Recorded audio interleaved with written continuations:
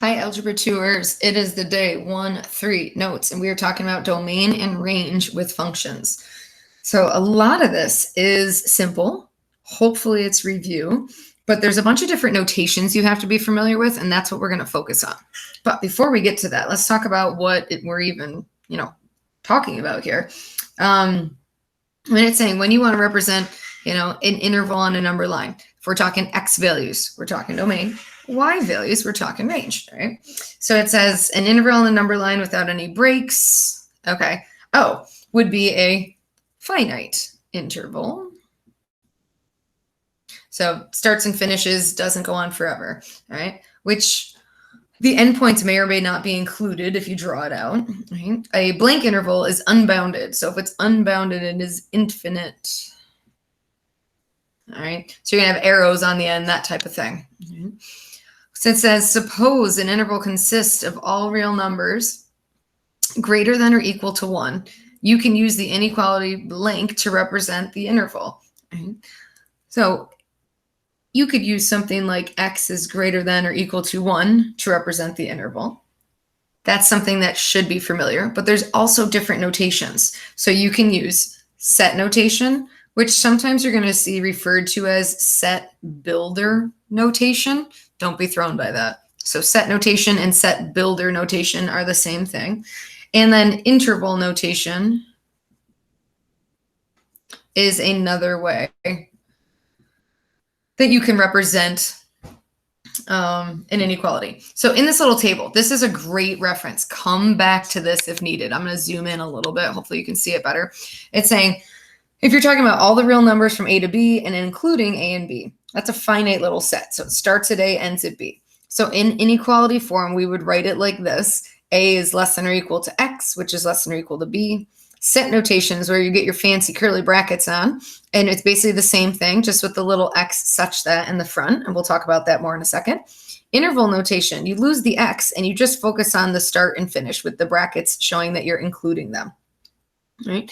If we're going to say it's greater than a particular number, meaning it's infinite, it goes on forever, you would simply just say, okay, X is bigger than A. Same thing for set notation or A to infinity in terms of interval notation. And then the last part, what if you're saying all real numbers, less than, and then this one happens to throw in the equal to. So you can have less than or equal to a value, same thing with set, or this one you have to make sure that you're thinking in terms of the number line. You always read the number line from left to right, so the infinity comes first. All right, so I just gave you a whole fast rundown. As we do some examples, hopefully any questions you might have at the moment will get answered. So for set notation, first thing, the vertical bar means such that. All right, so you would read this as X such that X is greater than or equal to 1. All right, so we're going to write that out. So it's a lot easier to write it like this, but it reads as the value, the set of real numbers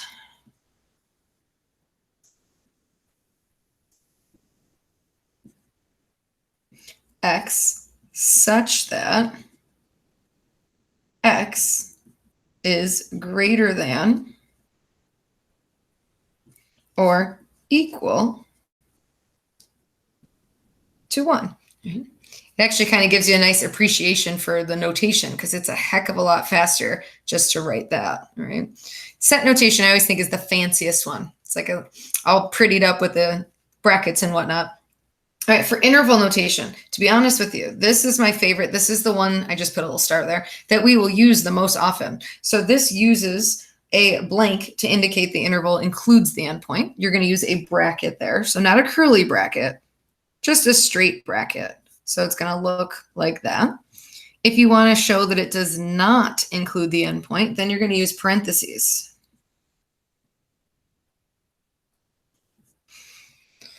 And then saying for intervals that are unbounded, on the positive end, you'll say it goes on up to positive infinity.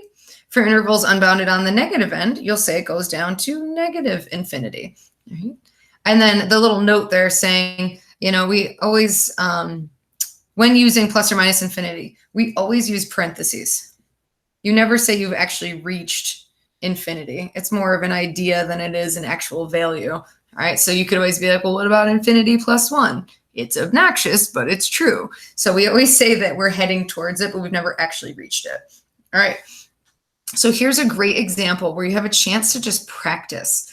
So when it's saying, complete the following tables by writing the finite/infinite intervals shown on each number line, because there's one on this page, and you're going to see when we flip it over, there's one on the next page, using set notation, interval notation, and inequality notation. So we're going to do all three.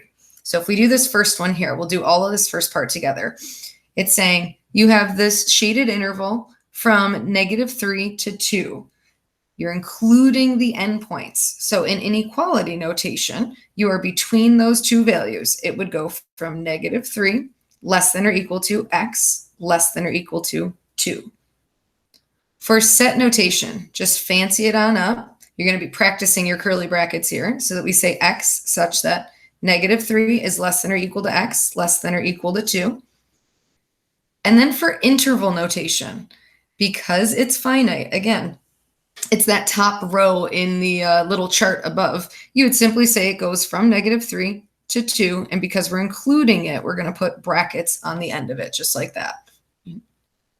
So what I would love, take a second, pause your video, try this one over here, all right, and see if you can figure out by just opening that one circle, how does that adjust your notations?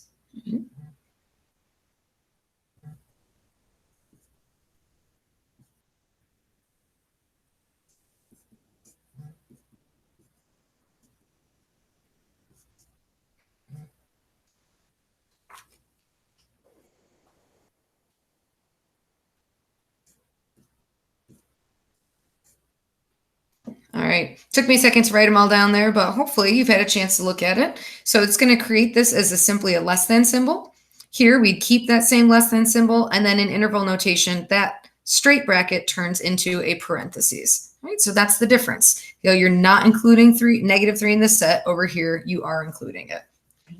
So when you flip on over to the next page here, I would love to save this next guy, I think, for practice. So let's hold off on this one here. Actually, maybe let's do the first part, and then we'll save this for a little recap. Oops. So let's do the first one, though, because I want you to see one where you have it heading off to infinity. So in this case, notice the arrow's heading off. So this is an infinite set here. So we would say that x is simply less than 2. Or excuse me, less than or equal to 2, because it's a closed circle right there. So when it's closed, we use the less than or equal to. Right? And then set notation, same thing, just make it pretty. So x such that x is less than or equal to 2. And then the last part, the interval notation, right? You always want to read from left to right. So it's going all the way to -infinity up to 2. So I want to write it the same way. The -infinity goes on the left, up to 2 on the right. We never say we reach infinity. This is closed, so we do include the 2 there. So when we are using that interval notation, you want to make sure from left to right that it reads correctly.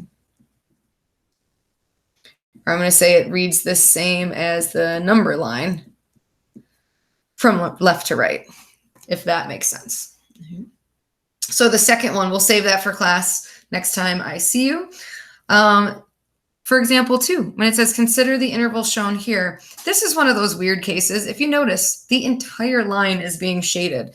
So in terms of interval notation, that makes it easy. It goes from -infinity all the way to +infinity. When it says represent it using using set notation, sorry, my eyes jumped there. With the set, we would get like our little curly bracket going on.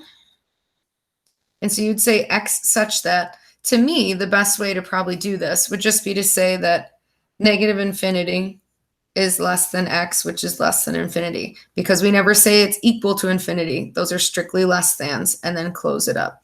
I think that's a little clunky, but it's kind of the best way to do it using this notation. Right? And then the last part, when it says what numbers are actually in the interval, well, all of them, all the real numbers.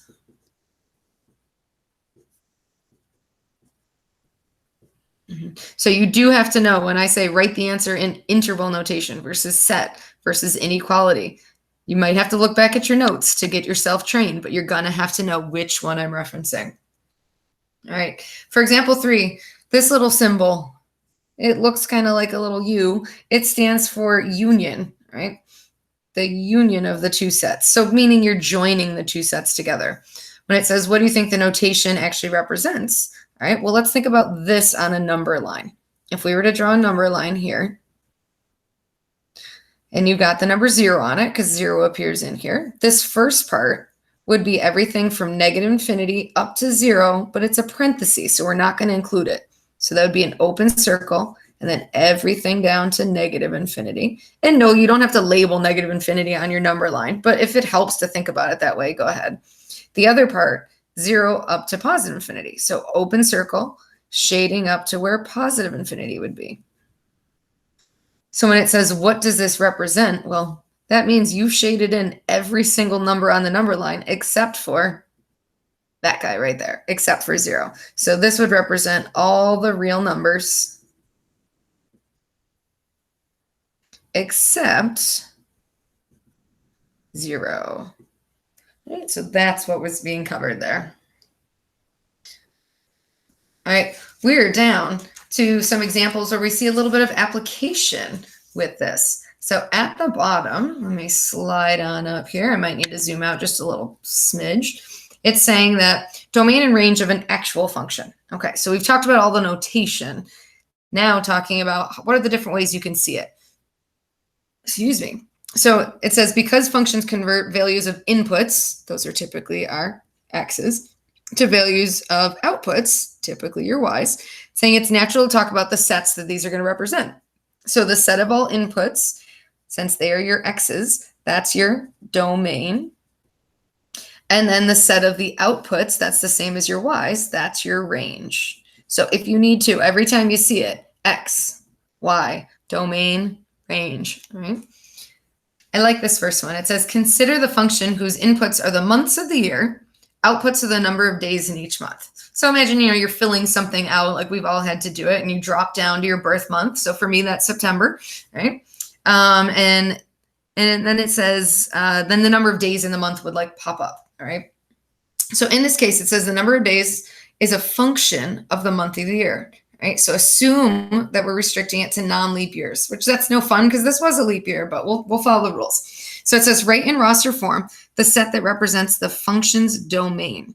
So keep in mind, come back up here, the inputs are the months of the year. So that means that is the domain. So in roster form means that you could say, here's a little curly bracket, and you can actually write out a list.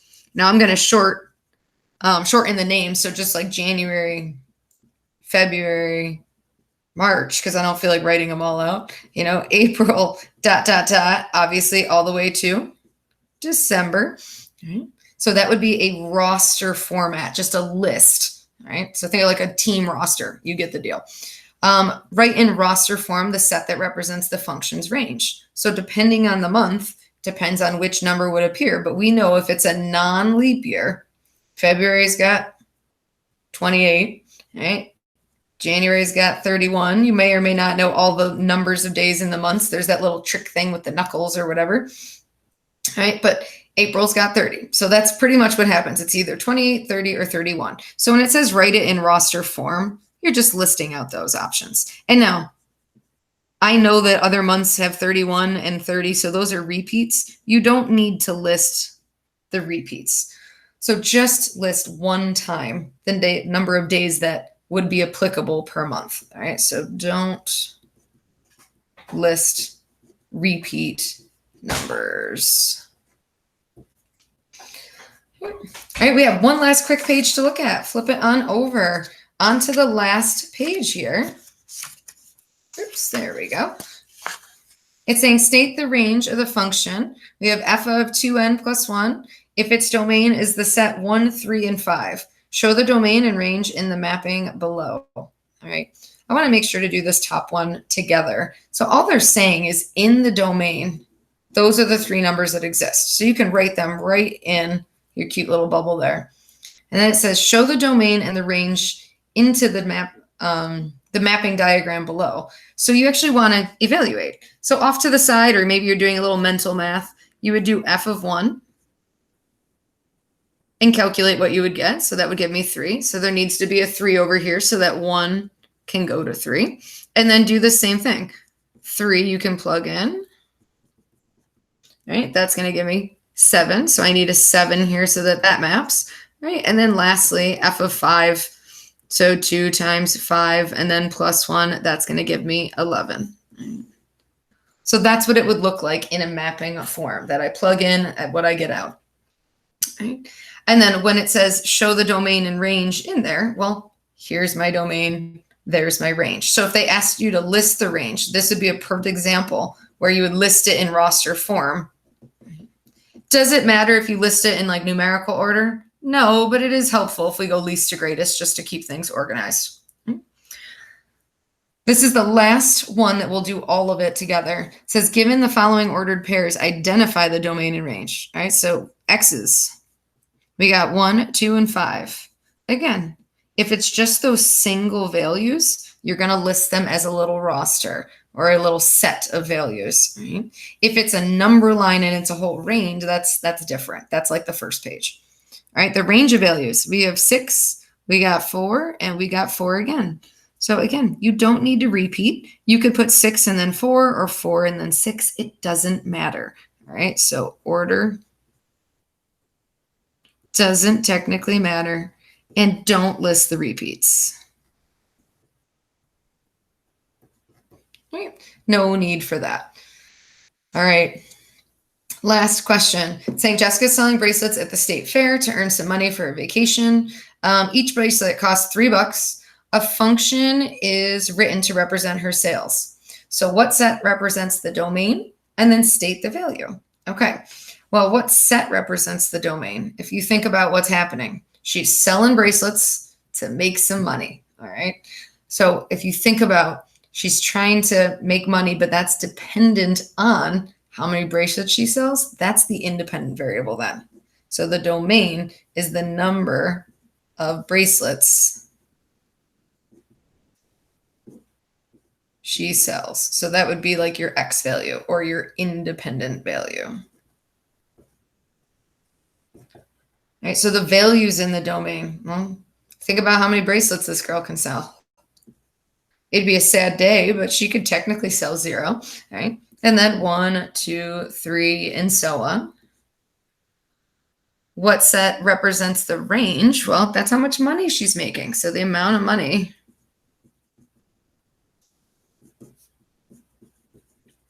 that she earns selling the bracelets. I'll zoom in just a touch here. All right, the next one, state the values of the range. So each bracelet is $3, so we can do some quick calculations. If she sells nothing, she makes 0. If she sells 1, she'd make $3. She sells 2, she'd make 6. If she sells 3, she'd make 9. All right, and so on. The last part, when it says, why can't 0.5 be in the domain? How about -2? Explain your reasoning. You knew it was coming. Here's the post video question.